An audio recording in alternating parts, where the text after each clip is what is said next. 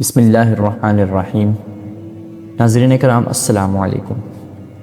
کیا آپ جانتے ہیں حدیث کسے کہتے ہیں؟ نبی کریم صلی اللہ علیہ وسلم کا ارشاد مبارک یا آپ کا عمل مبارک یا آپ کی تقریر حدیث کہلاتی ہے۔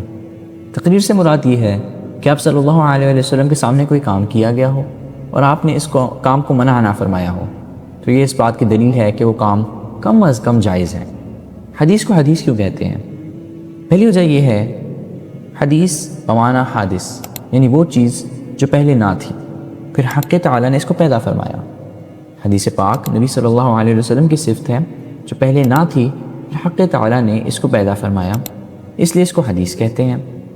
کلام اللہ اللہ کی صفت ہے جو قدیم ہے، یعنی جو ہمیشہ سے تھی، ہمیشہ سے ہے اور ہمیشہ رہے گی۔ دوسری وجہ، حق تعالیٰ نے سورۃ الضحیٰ میں فرمایا وَوَجَدَكَ ضَالًّا فَهَدَىٰ، کہ اللہ تعالیٰ نے آپ کو شرعی احکام کی تفصیل سے ناواقف پایا، پس ہدایت دی اور تفصیل بتا دی کہ اب اس نعمت کا شکر آپ صلی اللہ علیہ وسلم یوں ادا کریں وَأَمَّا بِنِعْمَةِ رَبِّكَ فَحَدِّثْ، کہ اپنے پروردگار کی اس ہدایت کی نعمت کا شکر آپ یوں ادا کریں کہ اس ہدایت کو آگے امت تک پہنچائیں اور امت کو سمجھائیں۔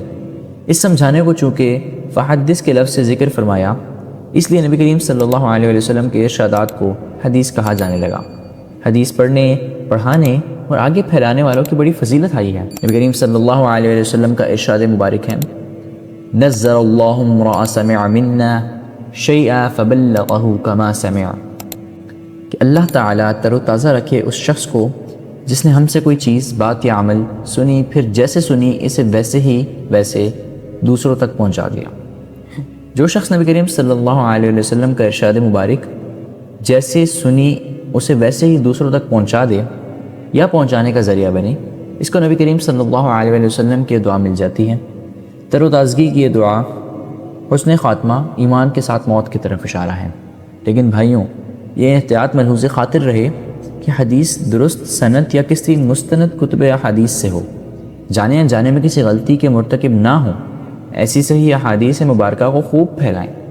قرآن اور حدیث کے ترجمے اور تشریح میں احکر حد درجہ احتیاط کرتا ہے، اس لیے بنا کسی جھجک اس کو آگے شیئر کر لیا کریں اور مندرجہ بالا دعا کے مصداق بن جائیں۔